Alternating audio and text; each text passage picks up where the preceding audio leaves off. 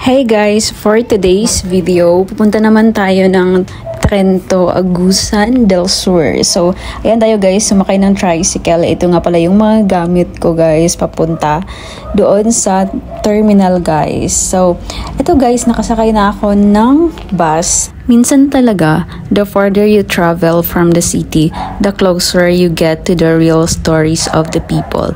Hindi lang ito field work, basta field work lang guys. This is a journey to understand life in its simplest form. It's 6 a.m. here in Butuan City and I'm already on the bus. Ang sinasabi ko dyan guys is, na-realize ko kasi na habang nagsasalita ako, nung pinakinggan ko, hindi nyo pala maririnig kasi maingay yung bus. So, ang sinasabi ko dyan is, maaga nga kami na sumakay ng bus like 6 a.m. and umupo ako guys sa right side ng bus kasi we know na yung sunlight pag ganong oras is nasa kabila. So, syempre ayaw natin na mainitan guys, no, kahit man lang dyan guys sa pagsakay ng bus kasi sa field sobrang init talaga. And tingnan nyo naman guys yung Agusan River, sobrang ganito siya guys ang view pag morning. So tingnan nyo guys, ang ganda.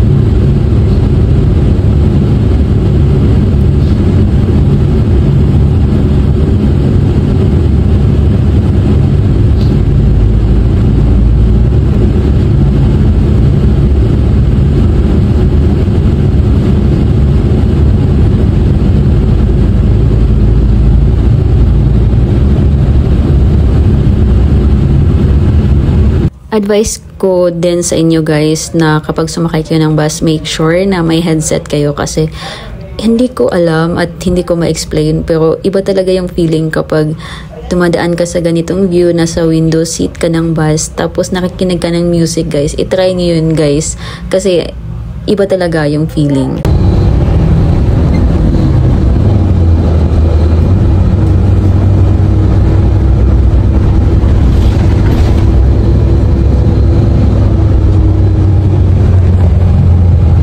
And iba din guys kapag wired headset yung gamit nyo kasi kapag Bluetooth guys, nalulobot siya at kagaya namin na bumabiyahe ng like 8 hours, ganun. Lulobot talaga yung Bluetooth na headset. So, kaya nga bumili na ako ng wired headset at kung gusto nyong bumili ng quality na wired headset guys, pumunta kayo sa TikTok ko guys kasi nagbibenta ako doon. Just comment lang below kung gusto nyo ng wired headset guys. Nakaka-relax sa mata, nakakakalma sa isip guys when you're passing through endless greens. Nature really has a way of reminding us to slow down and breathe. And fast forward, nakarating na nga kami sa Trento. So kumain muna kami guys kasi hindi pa kami nagla-lunch. And eto tayo guys. So check muna natin kung haggard ba galing sa biyahe guys. Hey guys, so nandito kami sa Trento, Agusan del Sur right now and nandito muna ako ngayon sa kung saan kami magstay guys kasi bukas mag-field ulit kami kasi nag-field din kami kanina. So, ayan guys, dito kami magstay ngayon sa kanilang inn.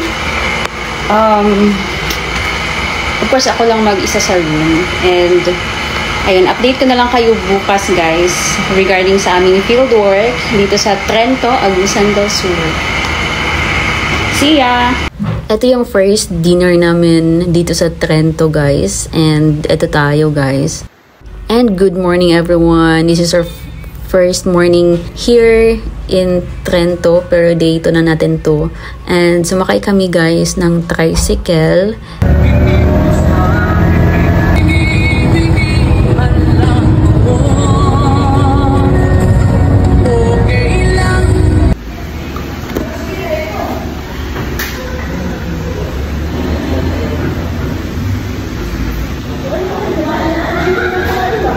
And look at this guys.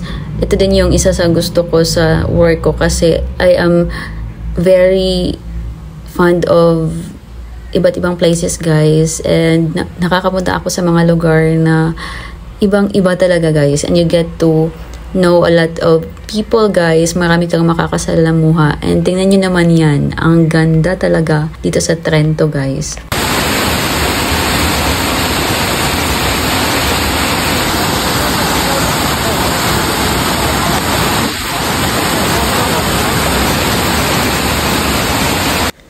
And if you would ask guys, isa to sa mga importanteng structures para sa irrigation dito sa lugar, kaya malaking tulong talaga siya sa mga farmers sa paligid. So ayan tayo guys, nagkuha sila kuya ng bayabas. So masarap siya guys, at gutom na rin ako kasi nga nilakad lang namin simula dito papunta sa barangay nila, pabalik guys sa barangay nila. So kita nyo yung bayabas guys. Ang sarap siya, fresh na fresh galing sa puno. And hinabol pa kami guys ng putyukan, yung mga bee guys. Kanal maguna pa doon dito sa ubos. Kani mo sa mga kanila. Oy, lasuos. Inay ho na murigid daw na tara. Para daw tukos. Niya ang lawas niya, sa lawas mo. Ani, himo ra nato dulaan dire, himo ra legit basta sa imo dulaan brado.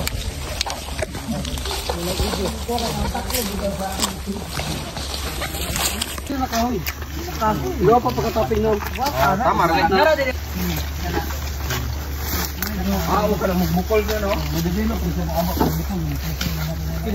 Sa mga hindi nakakaalam, ito nga pala yung rubber guys. So yan yung ginagawang rubber guys.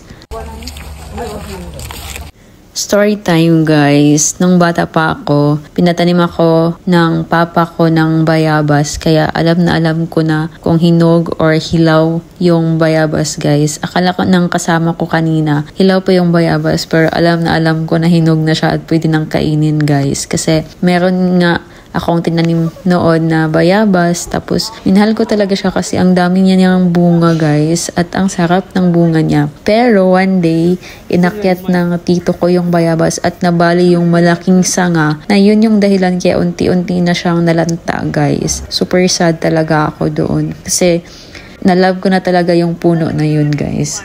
At ngayon guys, but naman ng niyog yung kinakain ko guys. Ito yung masarap sa field no, kasi nakikita mo talaga yung situation ng mga farmers at nakaka-experience ka ng iba't ibang culture guys, and nakakakain ka ng kung ano-anong mga prutas and all. Marami ka talagang madidiscover kapag nasa field ka guys. So it's very nice experience. So ito, pinainom naman kami ng lamaw ng niyog or yung may gatas guys. At hindi ko maintindihan yung bag ko kasi puro snacks. Kita nyo naman yan guys, punong-puno ng snacks. Thank you so much sa kanila kasi very generous sila sa pagbigay sa amin ng mga pagkain. Busog na busog talaga kami guys. And eto na, pauwi na nga kami. So eto tayo. Papunta na kami ng dorm kung saan kami nagstay. So ito guys, kapag wala akong ginagawa masyado, pag hindi masyadong busy, nagbabasa talaga ako ng book. And I'm gonna be sharing with you guys kung ano yung mga books na binabasa ko. If you want lang naman, just comment down below guys. So medyo nagka-free time ako dyan. Hindi ako masyadong busy. Gabi na yan. Yan yung ginagawa ko before ako natutulog, guys. It's like reading before sleeping hits different. A peaceful mind is the best pillow. After a long day, I finally have a little quiet time to myself. Simple lang, tahimik, pero sobrang comforting. Parang sinasabi ng gabi, you did your best today. Ganun, guys. Good morning! Last field work day na namin dito sa Trento today for now. And ngayon, papunta kami sa site. Sumasakay kami ng tricycle guys, just like sa mga nakaaraang araw. Nandito na kami ngayon sa field and nilakad ulit namin tong area na to guys. Maganda din to kasi naglalakad talaga kami. So, as you can see, ito yung area, and alam nyo guys, the best lessons aren't always in books. Sometimes they're found under the sun. Abog palagi itong gidam nilang sakot ako na. Tingin ba, papahinay ah. German, di ba din yung gidan ng sako? And eto, waiting kami dyan for lunch, guys. Nag-aantay kami, guys, ng lunch dito. And bumiyahe ulit kami for the next area, which is 1 hour, guys. Mahigit talaga. 1 oras yung binyahe namin. Sobrang layo, guys. Parang nasa next municipality siya. Pero next barangay lang naman. Pero ang ganda din ng tanawin dito, guys. Kasi punong-puno siya ng palm oil trees daw. Yung tawag dito. So, yan, guys. Nakatulog na nga ako dyan. So, eto yung area pagkarating namin. And as you can see, guys, sobrang ganda. Marami talagang water resources. Sa Pilipinas, guys, you just have to utilize it wisely and use it wisely talaga, guys. So, ayan, I was so amazed. Sabi ko nga, parang ang sarap maligo, pero char lang. Kasi may kalabaw dyan, guys, na naka-tuna or naliligo. So, ito tayo, guys.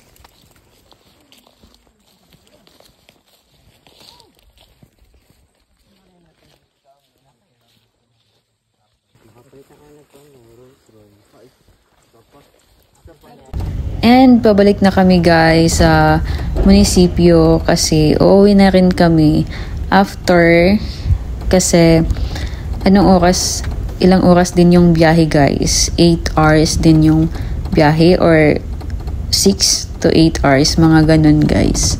So, I just wanted to say thank you talaga for watching my vlogs and hindi tayo titigil na gumawa pa ng mga vlogs, guys. For you, guys, I'm very grateful talaga, guys. Super thank you.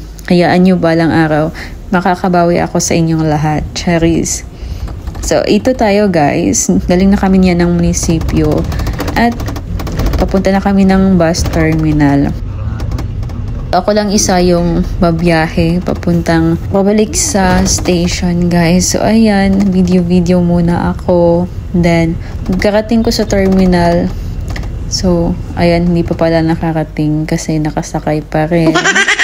And, ayun, guys, I'm thankful. Na-realize ko lang, guys, na-remember ko lang, guys, sabi ni Marcus Aurelius, a Stoic Roman Emperor, you have power over your mind, not outside events.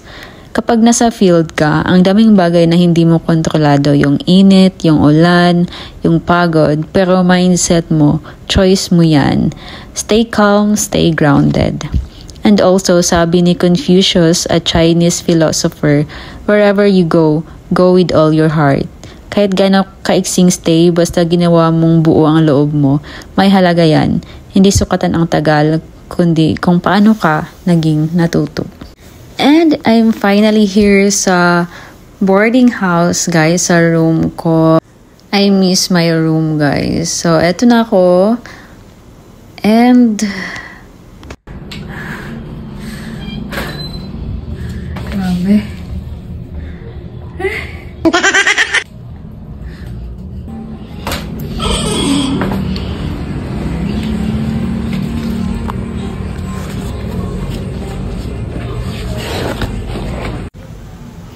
So guys, kakarating ko lang sa bag ko. So, I'm so tired talaga, guys. It's 9:27 p.m. So, that's all, guys, for today's video. So, yun yung field sa Trento vlog ko. And that's all, guys, for today's video. Thank you so much for watching and see you in my next video. Bye!